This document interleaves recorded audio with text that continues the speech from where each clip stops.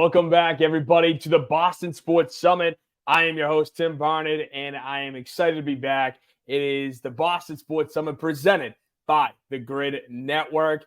And we have a lot going on between the Patriots, the Red Sox, Celtics, and Bruins. I mean, the Bruins and the Celtics, their regular seasons are over. It is playoff time. We're going to be talking a little bit about each, especially with the Bruins and how they wrapped up their final season. But to kick things off, I want to get started with the story that dropped today. All right. We have a story on ESPN reported by Don Van Natta Jr., Seth Wickersham, and Jeremy Fowler. At least two guys you should be familiar with. Seth Wickersham doing a bunch of hit pieces on the Patriots back in the day, as well as Jeremy Fowler was on the E60 for a long time with ESPN. But they put together this article that came out this morning saying the title reading, "Voted Off the Island, Inside Bill Belichick's Failed Job Hunt." And that speaks volumes because, as we all know, Belichick was, for lack of a better word, unceremoniously fired from New England. I mean, he, was a mutual part of the ways, but I feel like if you know everything that's going on, you can read between the lines, you understand what's going on, then yes, he was unceremoniously fired, which I was one of the proponents of, like, I'm done. Bill, thank you for your time. It's been a great 24 years, but we're done. Okay, thank you. You can move on now. But with everything that has come out since, between, the Kraft letting Bill go, the ridiculous press conference that they had to make, like, I love Bill. Bill, I'm a Patriot for life. Just stuff to make the fans feel good and kind of put that cover, that facade on everything that's going on. And then, too, with the Dynasty on Apple TV Plus and how much of a fiasco that was. You can see my earlier videos as to what my thoughts are on that whole awful, awful, awful inside the Patriot world, right? It was basically a hit piece against Bill. And now, too, with this, I feel like this is the part of the story where it's like, you know what? We're done. It's over. We don't need to we don't need to talk about Kraft and Belichick anymore. I mean, hell, Kraft v. Belichick part 38 right here, folks. Like, that's insane to me. Insane. And I want to read you a few snippets that I found interesting. So, obviously, to just refresh your memory, Belichick interviewed twice with the Falcons. He did a one-on-one session with Arthur Blank, and then he followed it up with a lengthy interview with Blank and team executives, including CEO at the time, Rich McKay, which, as I pointed out, was not Belichick's favorite person. And, from Belichick's perspective, a source says, close to him says, he had done everything right. Great. So, Belichick, this is what's funny, because during the time, during the speculation period, everybody was saying that Bill's going to want to be the head coach and GM. He's not going to want to work with anybody else. He's going to want to work with himself and his guys, and that's what it's going to be. Well, according to this, quote, he assured Blank that he wasn't seeking the total control. He pledged to work with the team's existing group of decision makers, including general manager Terry Fontenot. Belichick also knew that Blank had checked his references, with a group that included Patriots owner Robert Kraft and Jonathan Kraft. All right, that's interesting. But again, as it's stated right there, and as we found out after Belichick didn't get hired by Atlanta, Bill was like, listen, I'll be collaborative, okay? I don't want total control. I understand that total control does not, fit the modern day NFL, and I will be fine. I'll be good. Just I want the job. I want to coach. That's it. So, it goes on to talk about Belichick and, working, trying to interview for the other teams, the other 6 teams that were out there. And obviously that didn't work. But when you're going through it, it talks about Arthur Blank and his perspective. And then all of a sudden, at the end of the first page, he goes, quote, "What Blank didn't say was that he and his top lieutenants had voted on the team's next head coach, ranking each candidate." Before I go on, can you tell me where Bill Belichick ranked in those votings if you haven't read the article? And for those of you who said he was like number 2 or number 3, you're wrong. Belichick didn't even finish in anyone's top 3.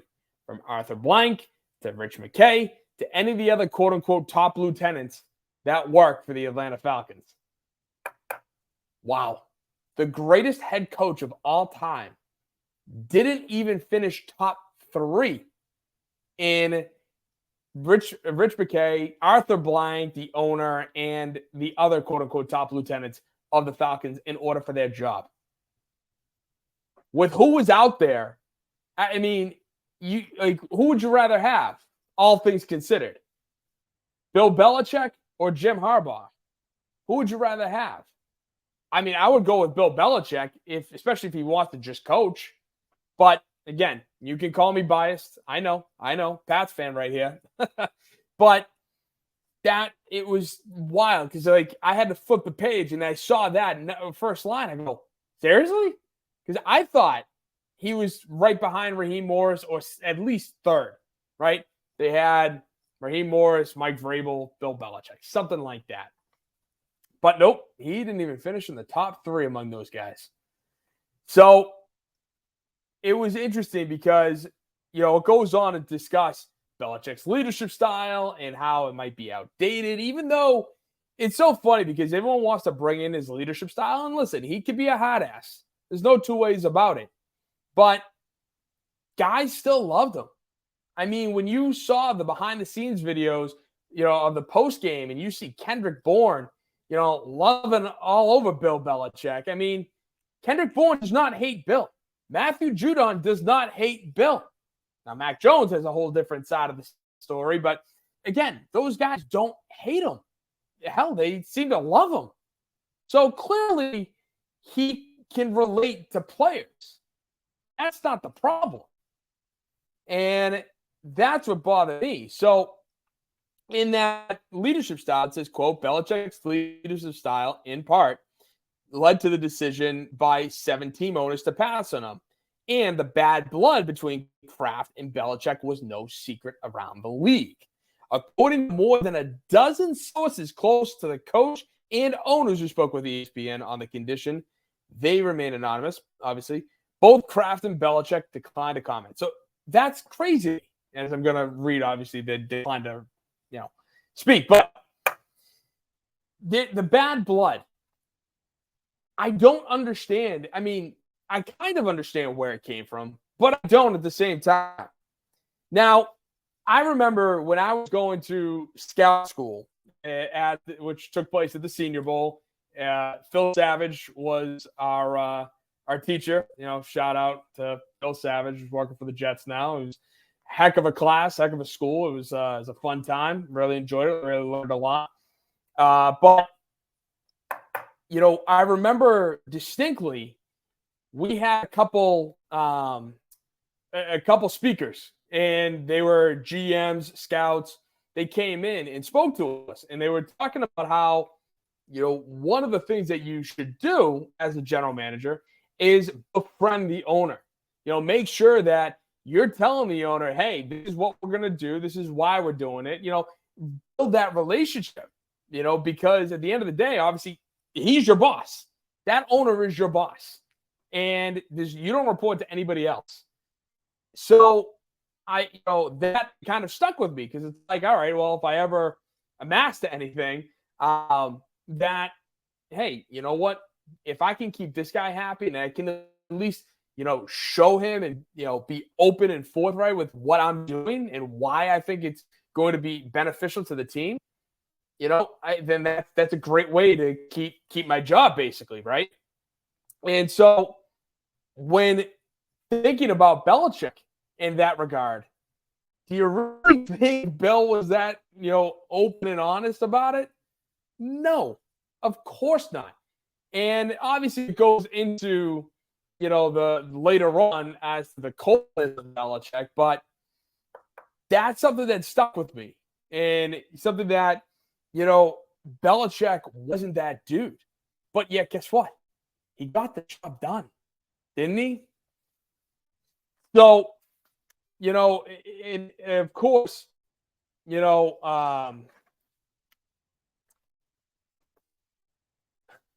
so what I'm trying to get at is Belichick and Kraft being that bad blood. Like, I don't understand where that came from.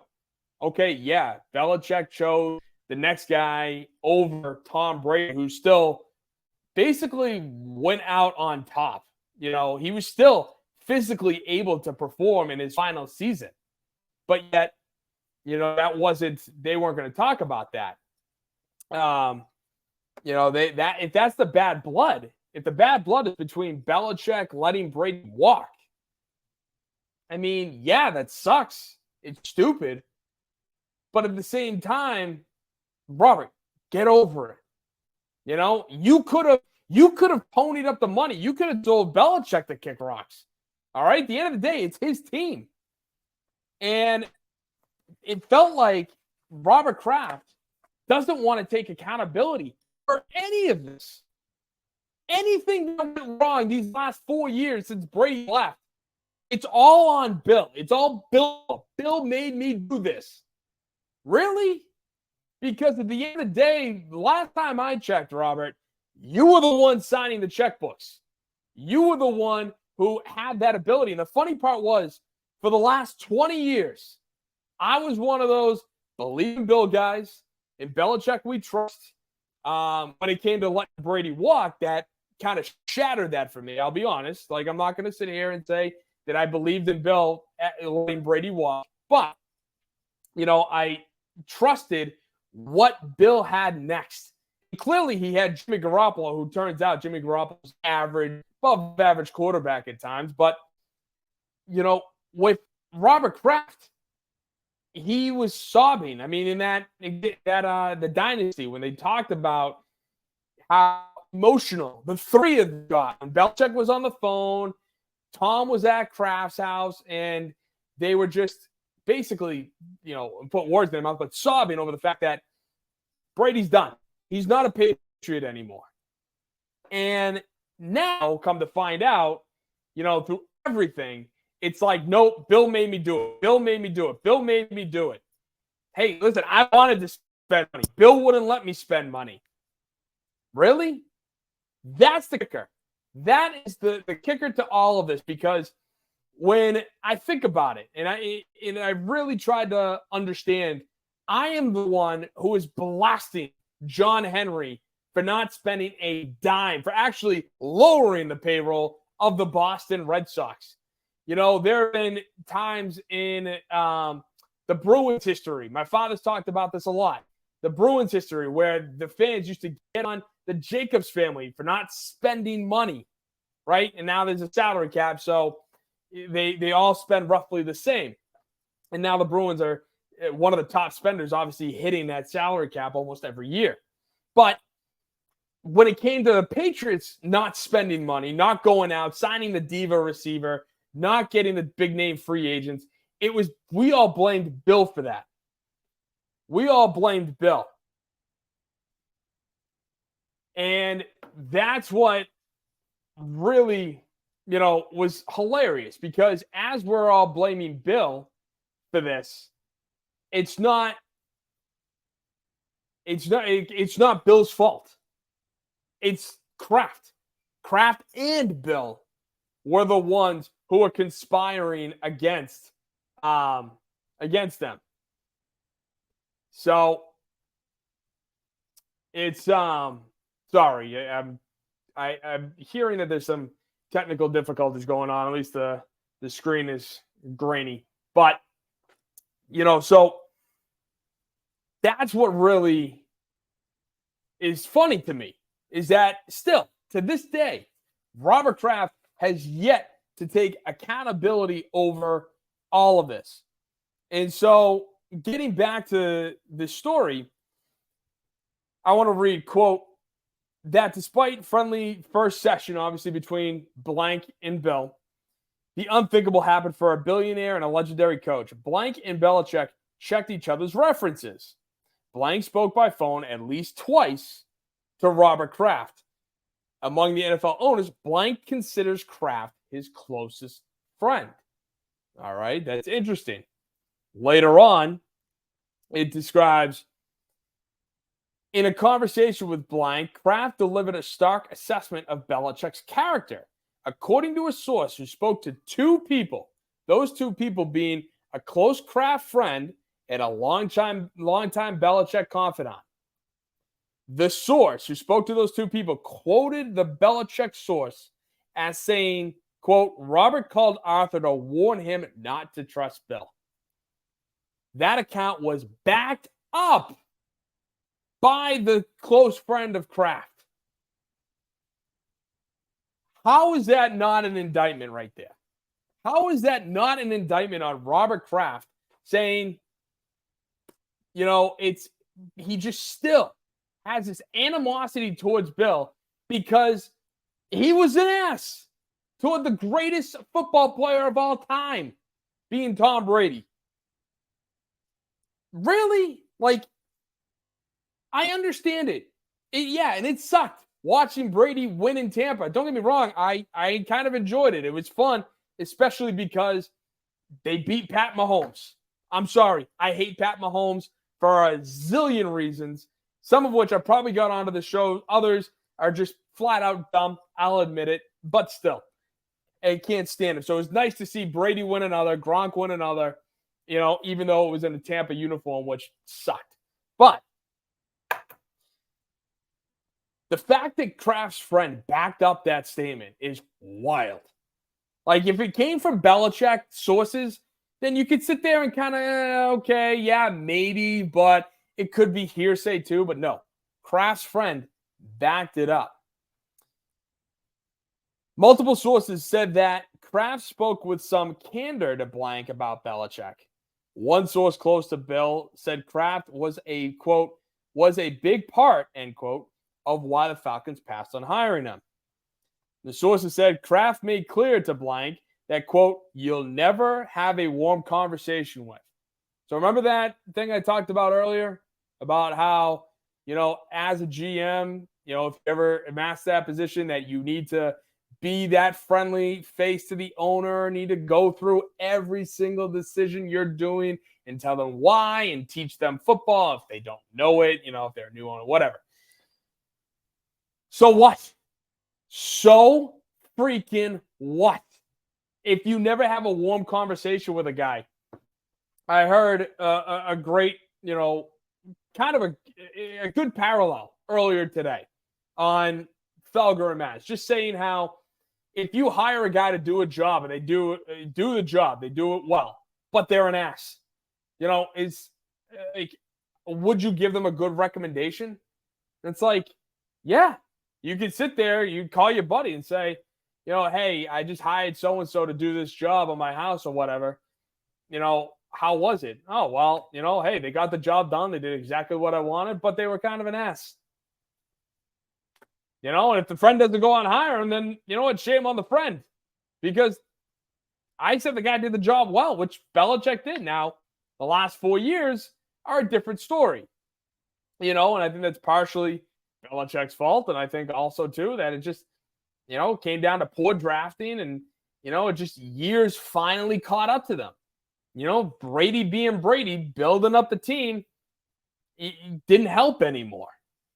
But, it was crazy to me. And so here it goes on to say, a Falcon source says, quote, Blank likes coaches who feel part of a family. And it wasn't going to be that way with Bill. Okay. But if you're getting to the Super Bowl, if you're winning Super Bowls, why? Who cares? Right? You would think. The comments were consistent with what Kraft had been telling confidants for months. After, this is all Apple Dynasty stuff right here. After an unprecedented run, after Spygate and Aaron Hernandez, after backing his coach in moving on from Brady, after disagreements public, cash that Crafts were willing to spend. Yeah, okay. I'll believe that. Never. And private, i.e. leaking against each other, directly or through associates. The owner lost trust in Belichick, which was a key reason for their deteriorating working relationship in the end of the Patriot way. A second source close to Kraft said, quote, Kraft found Bill to be extremely difficult and obstinate and kind of stubborn, and in the end, not worthy of his trust. And also very, very, very arrogant. Wow. 3 arrogance. Sheesh. Like, no duh. The guy won 6 Super Bowls. He also won 2 with Parcells and the Giants. And his scheme for how they beat Jim Kelly and that offense in 1990 off the wide right field goal is in the Hall of Fame that Belichick himself designed. I mean, hell, his boat is 8 rings. The 6 he won in New England and the 2 that he was the assistant for in New York. I mean, all things considered, it should say 6 rings because that's, Bill Belichick won 6 rings as a head coach. No one really thinks about, like Josh McDaniels winning all those Super Bowls. Like, if Josh McDaniels went out and won a Super Bowl as a head coach on his own, I think the vast majority of the public would be like, McDaniels has 1 ring. Outside of obviously because he won it himself. But obviously Bill's arrogant. Like, that's the whole thing. And then, of course, too, like, I love this. Yeah, to throw Aaron Hernandez, Spygate. Listen, Spygate, yes, I agree. But did that mean the Patriots had this, edge? Like, no. And I love listening to the Rams guys, especially Marshall Faulk, talk about that Super Bowl, saying, like, Willie McGinnis was calling our plays. Like, I was standing there in the backfield going, wait, how does he know our plays? That's such a load of crap. I mean, come on. Like, they didn't know your plays. They just knew your formations. Here you go, Mike Motz. Change it up a little bit. Regardless, that's what was, just insane to me. This whole ordeal has really, it's been a lot. And so the other thing too that I wanted to get to was that you're probably sitting there thinking to yourself, well, Tim, Robert Kraft, had every incentive, or not had every incentive, excuse me. Robert Kraft doesn't like Bill. Clearly, I've demonstrated that time and time again. But one thing you might not know is Belichick had a $25 million salary for this upcoming season. And that was like one of the big stories too, was, okay, is Kraft going to fire Bill because of that, or is he going to keep him because of that salary? And no team's going to trade for him because, one, Belichick's going to tell them, don't give up valuable draft capital just to get me and my $25 million salary. It's stupid. And so you would think that Kraft, knowing that he got that $25 million, as it's $25 million salary for Bill, and as it says here in the article, if the Falcons had hired Belichick, the reported $25 million annual salary owed him by the Krafts for the upcoming season would have been offset by blank. That's the part I was trying to get to, was that the Falcons would have picked up that $25 million. So Kraft had every incentive to get Belichick off his books and hired by another team. And yet he was still a petty ass and essentially gave him a bad recommendation. Not saying it was a recommendation, but again, because there are legal implications, a lot of, all this crap. So still, you would think that because that $25 million salary of real money is going to bill either way. That Kraft's like, I don't want to pay that. You pay that. They didn't do it. They still held a grudge over him, and that's where we stand today. It's, this is like the story that never ends. And don't get me wrong, it's entertaining for me because I get to come on here and talk about it and, just continue the saga. But overall, I mean, what else are we going to do?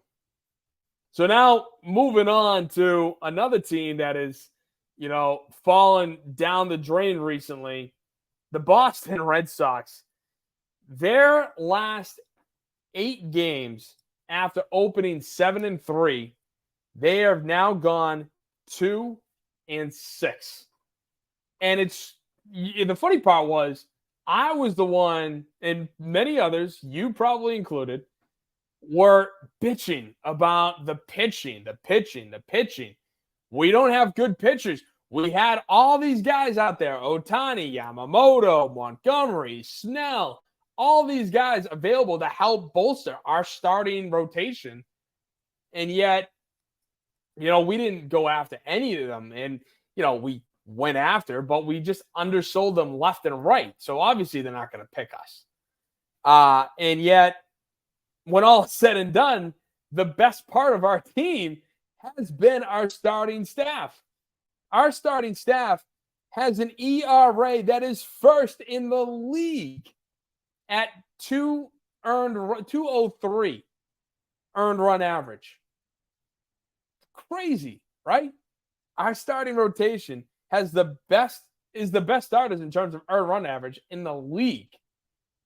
Yet our relief, interestingly enough, is just below average at 17th out of 30 teams at a 411 earned run average, which is still, pretty bad, but it's crazy. And as a staff overall, we're second in baseball with a 289 earned run average, whereas before last night's game, we were first in baseball.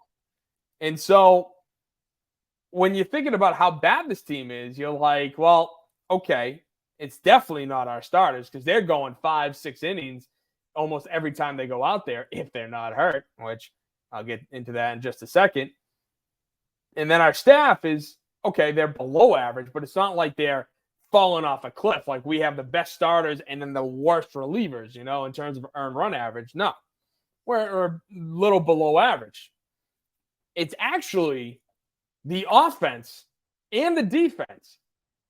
So all offseason, one of the things that the Red Sox have been trying to push across from Alex Cora to Sam Kennedy to even Tom Werner, when Tom Werner tried to make up or recall his, going full throttle, part of the things that he said in that same statement of, well, no, full throttle is how I live my life. Like what Tom Werner went after was, he goes, well, I was talking to some guys and they did the numbers, and that if we had an average defense, then we would have been in the playoffs. Okay, Tom, like, there you go. All right, so let's see. How have we done defensively? That's right. We have the most errors in baseball and our 30th, dead last, in fielding percentage with a 973 fielding percentage. So, do you think that this defense has been stressed enough with this team? Because from what I'm seeing a team that isn't even AAA caliber. Hell, they'd be lucky to survive against the Portland Sea Dogs. I was tweeting about it the other night.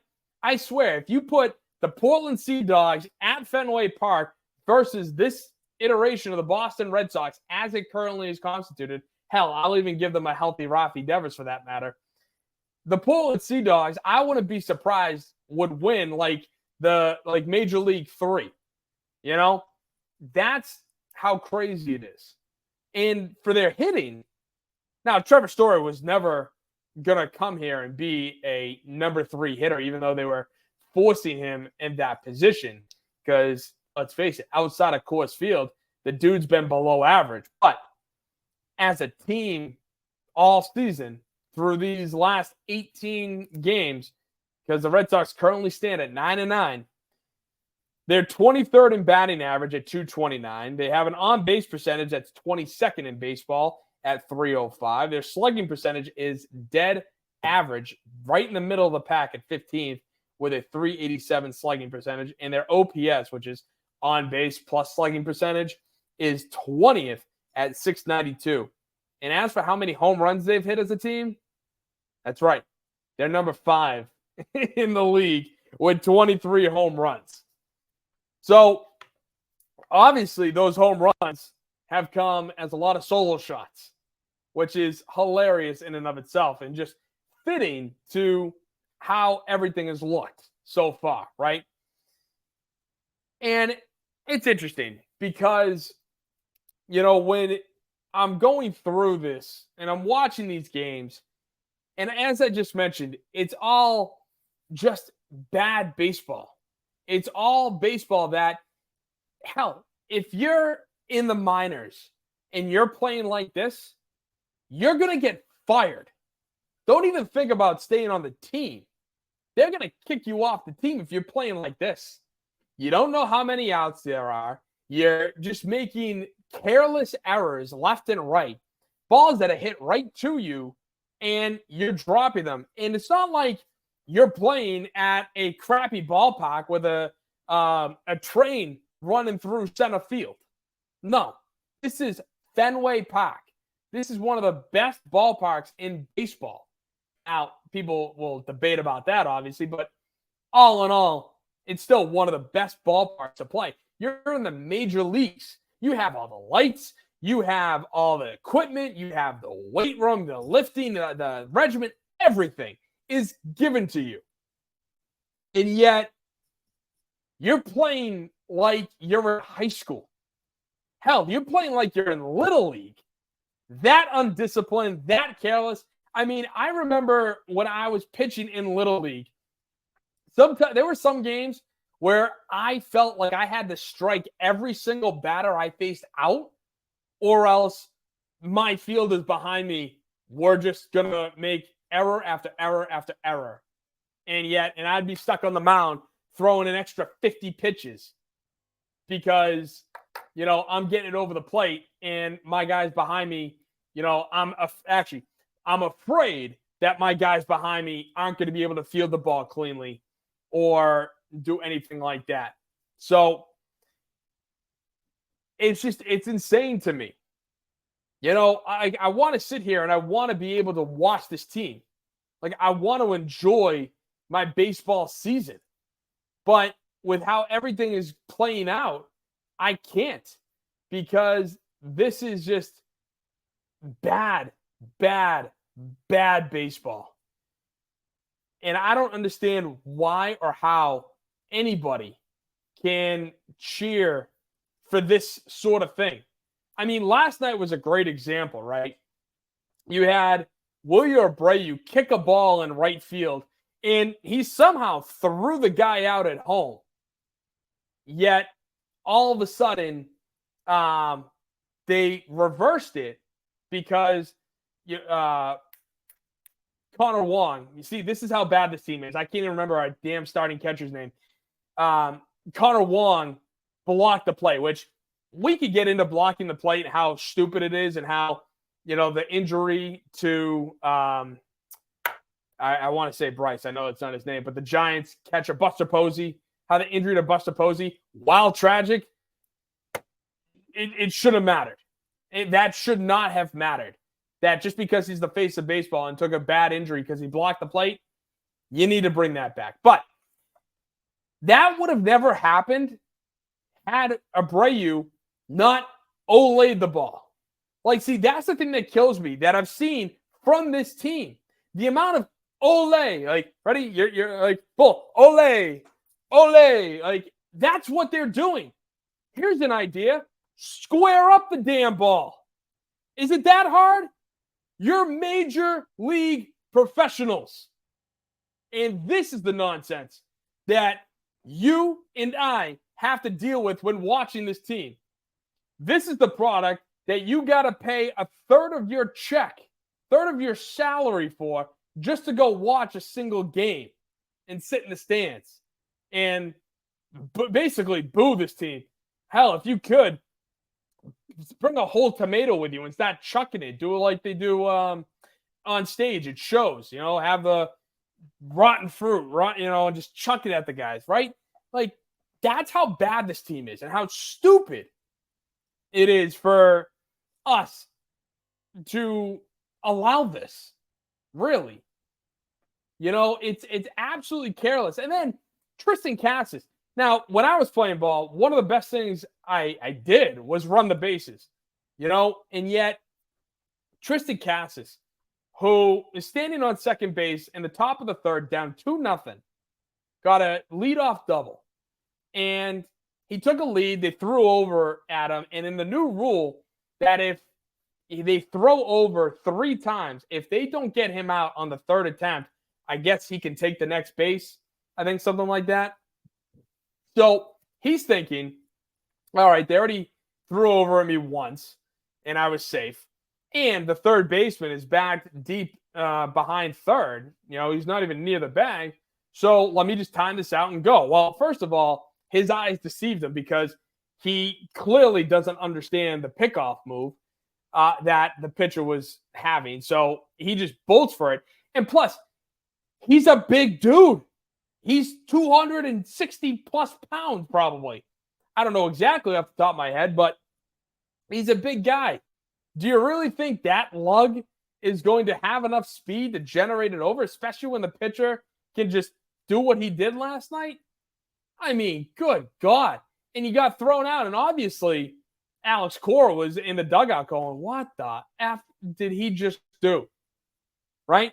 And then later on, Casas, called it, I guess, after the game, a low baseball IQ. Well, sorry to all the kids out there, but no shit, Sherlock. I mean, low baseball IQ. Dude, how stupid are you to friggin' think that was okay? And how big you are. I mean, don't you know how fast you run? Don't you know that this is the professionals? Like, I can tell you this. I think I'm a pretty fast guy. But I know for a fact that compared to those guys, I'm not even close. Except for Casas, I know I could beat him. I know for a fact I could beat him. That's just ridiculous. Absolutely terrible play. Undisciplined, stupid team. And here's the thing. I want to sit here and yell at ownership because, well, let's face it. They refuse to spend money, and this is the product that you get what you pay for. You get what you pay for, baby.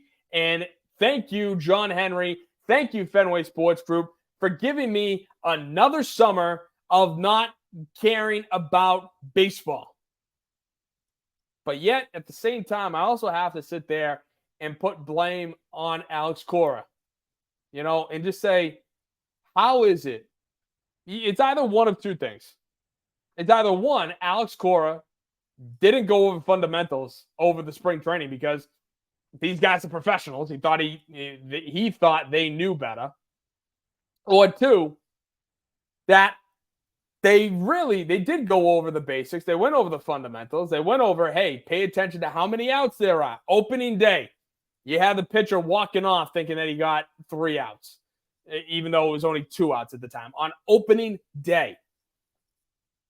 But they went over all the fundamentals, all the little things about the game of baseball in spring training. And yet the players are just too stupid to understand how to play. It went in one ear and out the other. That's how dumb these guys are. Or at least that's what it seems like. And I don't know how they're going to get out of this. They just threw Garrett Whitlock on the IL, DL, whatever you want to call it, this morning. Or actually, not even this morning. Like 2 hours ago, 3 hours ago. So that's another starting pitcher down. Lucas Giolito, Nick Pivetta, Garrett Whitlock. All of which on the ILs. How many arms are going to get blown out? Well, actually, Whitlock's more of an oblique, so it's not his arm at least. But even still. Like, isn't it just crazy to me And on top of just being stupid, Triston Casas, I mean, my God, this guy friggin' hits a home run on Saturday, 429 feet into right field. Good for you, kid. Great home run. You look like you got every single bit of that ball and then some. It was a sweet swing. That ball sailed and soared right out into right field. It was great. It was a no-doubter for sure. But then after the game, he had the gall to call Ted Williams' chair at 500 feet, or 502 feet. Oh, I'm sorry. By the way, these are the stats I was just talking about earlier. So, just a little FYI. He had the gall to call Triston Casas, had the gall to call Ted Williams' seat, which sits at 502. It's the painted red, the lone red chair all throughout Fenway Park and not Fenway Park, all throughout right field. He had the gall to call that a myth. And just for fun fact, here's the view from that exact chair. It's pretty far, right? I mean, 502 feet back in the 1940s, it's a heck of a hit. But you also have to remember, Ted Williams is arguably the greatest hitter to ever live. I mean, Tony Gwynn learned everything he could from Ted Williams. And then Barry Bonds, at least a good portion of it was on steroids. And you know what? When I was younger, I used to hate it, but now I really don't care. And looking back, steroids made the game fun. You know, it was a hell of a lot more fun then than it is now. But to call that a myth, I'm sorry. Who the hell are you? If you were playing good defense, solid defense, didn't have the ball bounce off your foot, you didn't make stupid baseball mistakes, hell, that run that I just described earlier, you learned that in Little League. Once you hit the big field, you don't learn that in high school. Again, who are you, Triston Casas, to call out one of the greatest things about Fenway Park? The mystique that is Fenway Park is what makes it so unique, is so fun and so enjoyable to be at, which is so shameful that this is the friggin' product that you have to go and watch. But no, you had to be the smart ass saying, no one could hit it further than me. Well, you know what? Actually, 2 days ago, Emmanuel Valdez hit it 449. So tell me, is 429 far enough for you? Can nobody hit it over 430 feet? You arrogant ass. It's the mystique. You know what? Even if that's not true, even if Ted Williams, I don't know, hit it 480 feet and it bounced up there and it stopped there. And so people just was like, there you go. That's where that's the record, 502. Like, you didn't even come close to 480, jackass. Talk about an unlikable team. You know, like, that's the thing that kills me. I love the Red Sox. I want this team to succeed. I want my ownership to invest in them like I would invest in them if I had the money. But I'm telling you, outside of Devers and Cora, maybe it's just because Cora played here in 07 and, you know, that's why I have like an affinity and think that he can't do no wrong, really. Outside of Devers and Cora, this is an unlikable team. You know, and tell me your thoughts. What are your thoughts after everything that I've talked about with this Red Sox organization? You can hit me up on my X below at Boss, B-O-S Sports Summit. You can also go on my Instagram, Boston Sports Summit, as well as my YouTube, Boston Sports Summit, and live every Wednesday on the Grid Network's YouTube channel, GRYD. Next, we got some more Patriots thoughts for you because, well, it is 8 days away from the NFL draft. 8 days away, and the Patriots are still sitting at number 3. And it's interesting because they also are hosting some of the draft, some of the pre-draft visits, And one of them that has kind of surprised me, and I was glad to see this, was they hosted Michael Penix Jr. out of Washington. Now, as you saw last week, and I'll even throw it up again tonight, Michael Penix is my number 2 quarterback in this draft. Now, some of you are probably going to be shocked that I got J.J. McCarthy 3, Daniels from May 4 and 5. But overall, I love Michael Penix.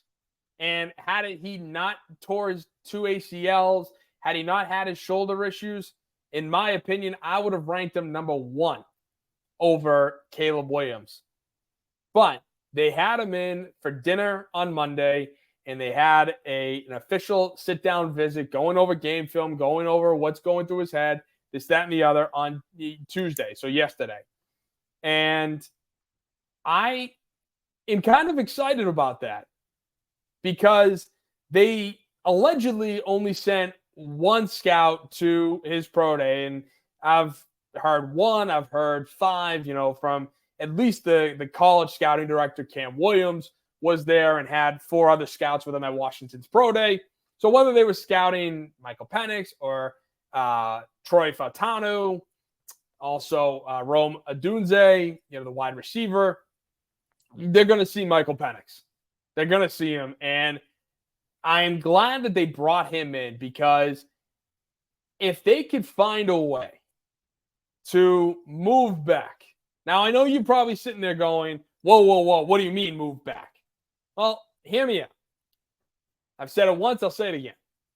If they could find a way to move back, accumulate more draft capital, especially in the first round, not only this year, but the next couple years, or if they go with Minnesota, get at least 11-23 next year's first out of the deal.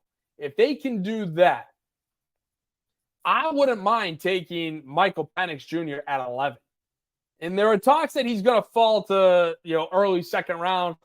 And that is debatable. I mean, someone brought up the idea of the Raiders taking Penix at 15. But I love this kid. And I think if you could pair him with a top-tier receiver, really build through this draft, you really have to hit on every single bit of this draft. And I know Brandon Ayuk has requested a trade out of the Niners, and I like Ayuk, I do. But to call him a straight-up number 1, I'm not 100% sure on that. I mean, I think he's got a better chance of being a number 1 than T. Higgins, and I'm not saying T. Higgins sucks. I love T. Higgins. But Higgins has done such a great job as a number 2. I don't know if he has that double coverage ability, to take on the double coverage and still win. That is yet to be proven, at least in my opinion. But Michael Penix is the best pure ball. Outside of him being a lefty, outside of his ACLs and his shoulders, if he can stay healthy, I don't see why not. Plus, if you take him later on, then fans might not be, they probably will, but you probably won't be as caring to see him, get in the games right away. So Michael Penix visiting the Patriots, hopefully they're going to learn something and not just going to, and realize that, hey, you know what? We like this kid. Maybe this is the kid that we can see lead our go, in the future. And hopefully that's true, because also Adam Schefter reported on ESPN that the Pats have received calls on the number 3 overall pick. So again, it's not out of the possibility. My question to you is, should the Pats go for the home run shot at number 3? Like I said, you can hit me up on my X or any of these other social medias. Should they go for the home run hit at number 3? Take Drake May at 3. The kid's got a very high ceiling. It's talked about ad nauseum sometimes. But his floor is also pretty significant, because Drake May reminds me of Mitch Trubisky, Zach Wilson, and I don't want to say Sam Darnold, but those types of guys. Josh Rosen. But I don't think Rosen had the arm either. So at least May's got the upwards in that, right? it's crazy to me. Everybody's saying, go home run hit. Go take a guy at 3. Take a guy at 3. Where I'm like, I don't know. Because if I can somehow work some magic, pull some magic beans out of a hat and end up with a couple first rounders this year, maybe a couple more in the future, on top of getting the future quarterback, getting a wide receiver, multiple wide receivers, because this is a great draft class, I've heard, for that, and multiple solid offensive tackles and O-linemen in general. I mean, there's very real opportunity for that to happen. So, I don't know. I want to hear what you guys thought. Did the Pats go for the number 3, quarterback, go for the home run shot, or should they try to be smart about it? Because there's a very real possibility. Say the Pats trade back with Minnesota and go 11-23, but say that doesn't happen. It's crazy to me. Excuse me. Say that the Pats trade back with Minnesota for 11-23, and all of a sudden you have not only Minnesota moves up to take Drake May, you have the Giants move up to take J.J. McCarthy, and hell, the Raiders move up before to take Michael Pass. And then you're sitting there at 11 going, well, we didn't get a guy. I don't know. There's a lot of reality that could change. But next week is going to be special because we're going to have draft the day before the show. So what we're going to do on this show next week is we're going to do a live mock draft. That's right. We're going to do a live mock draft for the Patriots. And, if you want, you can help me out. Also, we're going to make some thoughts, make some decisions, and see how it all works out.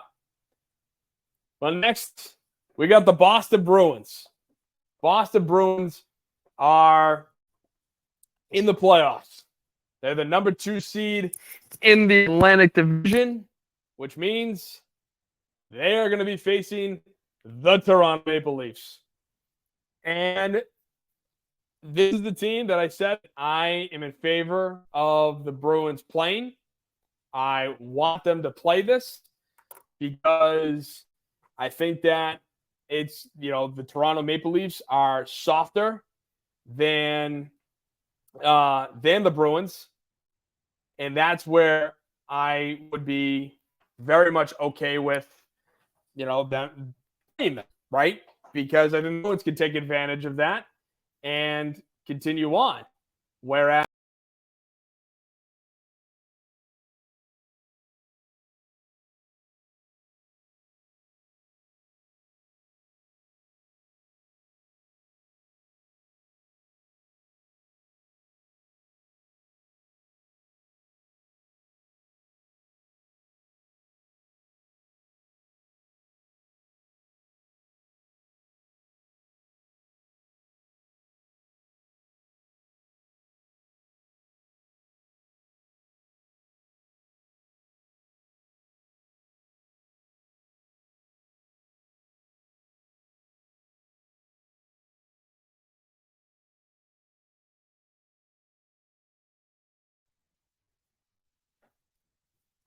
I am going to be worried, right? I'm going to be worried about playing this team. So it's one of those situations that if we lose to the Leafs, I'm going to be devastated. I'll probably be not as devastated as last season, like losing to the Panthers, but I'll be devastated if we lose to the friggin' Toronto Maple Leafs. I can tell you that much. They're a much more talented team than the Bruins. No two ways about it. But overall, I am worried that the Bruins are going to lose because I wanted this team. And to some degree, it looks like they wanted that team too. They were hoping the Panthers could do what they did and win out. And that's what they did. So they got the number 1 spot. They're going to play the Lightning. And now the Bruins are here facing off against the Leafs. So it's going to be an interesting series. No two ways about it. And then lastly, the Celtics. The Boston Celtics. Actually, excuse me. Before I get onto the Celtics, I do mean to say, we got the Bruins. I do want to say Jack Edwards just announced his retirement after this playoffs, and I love Jack Edwards. I know he's a very polarizing guy. Some people loved him, some people hated him, but I was a big fan of his, and he had some great lines, man. You know, when the Bruins came back and beat the Leafs in Game 7 down 4-1 in 2013, how he said, Bergeron, the Bruins with the throat at their knives, rip it out of Toronto's hands and stab him in the heart. Great line. Also, a couple of years ago when we beat the Carolina Hurricanes in overtime, when they wore their Hartford Whaler jerseys, and he talked about ripping the blubber out of them. It was absolutely hilarious. Like, just the great lines, the great enthusiasm, charisma that Jack Edwards brought to the Bruins, and what a great ambassador to the game of hockey, as well as the Boston Bruins. You can tell he really cared about that team and really loved the Bruins, and that's something that I love to see. If you're gonna at least be a little non-biased, but at the same time, you have every right to be biased, man. It is absolutely fun to watch. Somebody like Jack makes it fun, makes it entertaining. So he's going to be missed, while also Mike Gorman is going to be stepping away from the Celtics. This is his final season. They had a big party for him, before, during, and after the game, their final game of the season on Sunday. So, again, just another guy who, everybody loved him. He was a man of class, and for 43 years, calling the Celtics games, him, and you got Tommy Heinsohn with him. Now you got Scalabrini. I mean, Mike and Tommy was my childhood, basically, and it's going to be tough to see Mike not call any more games and have to hear a new voice. But you know what?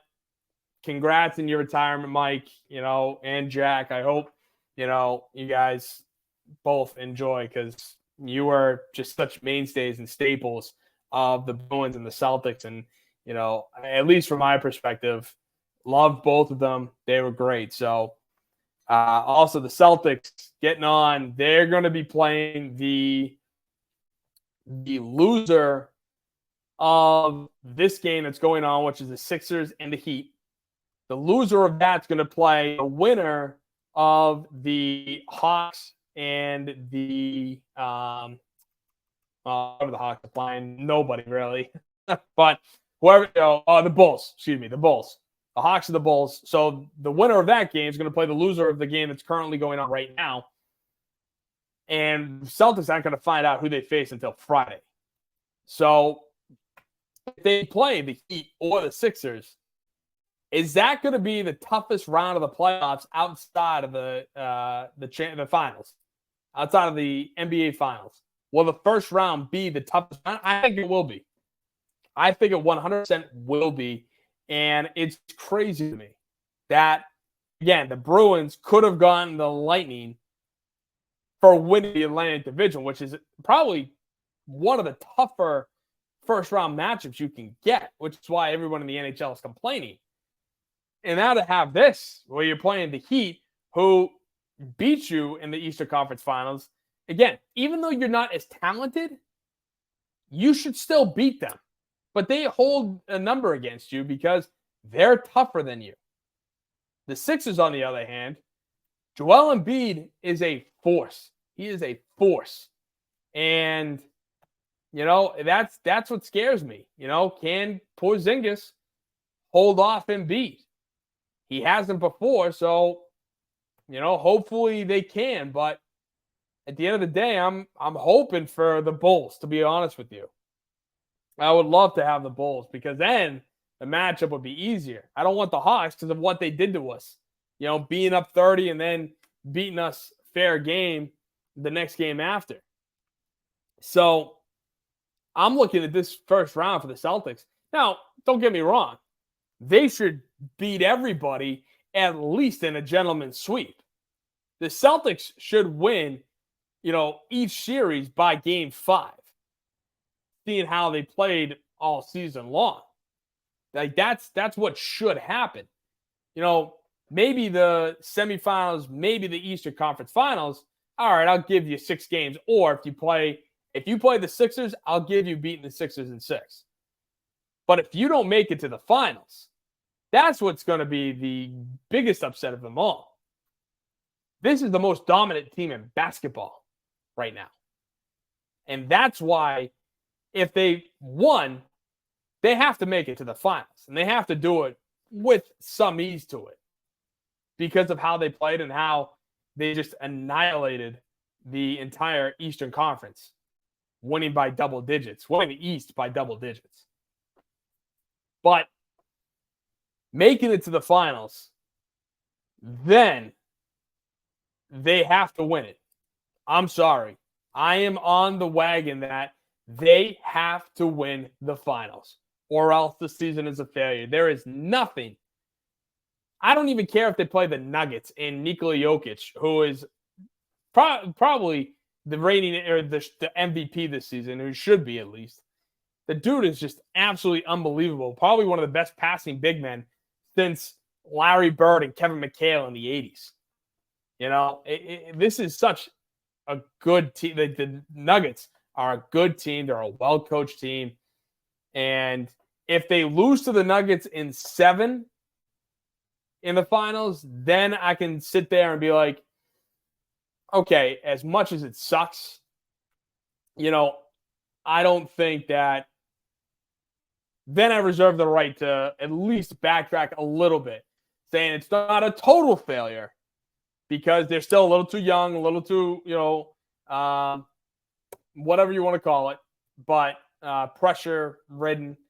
But, yeah, at least make it to the finals first, and then we can discuss, who they're playing and what should happen. At the end of the day, the Celtics should win the NBA championship this year. There's no two ways about it. But, hey, time will tell. With the way this team has come and gone over the last, 4 years, 5 years? That's a big ask, man. That is a big, big ask. So I want to thank you guys for listening. I appreciate you sticking through the minor technical difficulties. But, for the Boston Sports Summit, I am your host, Tim Barnett, as we are presented by the Grid Network live every Wednesday, 7 p.m. Eastern Standard Time. Thank you so much for tuning in. And like I said, if you have any thoughts on the Red Sox and how much they suck, the Patriots and the Kraft versus Belichick, part 50, that's probably about to come up within the next couple of weeks. The Bruins playing the Leafs, is that the better matchup for them? Or did I talk myself so much into the Bruins playing the Lightning is better for them that, this is actually the scarier matchup. And then finally with the Celtics, they're playing the playoffs. They won't find out who they're going to play until Friday. And should the Celtics go all the way? Should the Celtics win the NBA championship? You can hit me up on my social medias at Boston Sports Summit on Instagram and YouTube, at Boss, B-O-S, Sports Summit on X. And then, obviously, every Wednesday, 7 p.m., the Grid Network presents the Boston Sports Summit. So thank you guys for tuning in and sticking around with me, your host, Tim Barnett, where I'll be back next Wednesday to talk more Boston sports. I'll see you guys then. Have a great night. Have a great weekend. And God bless. Thank you.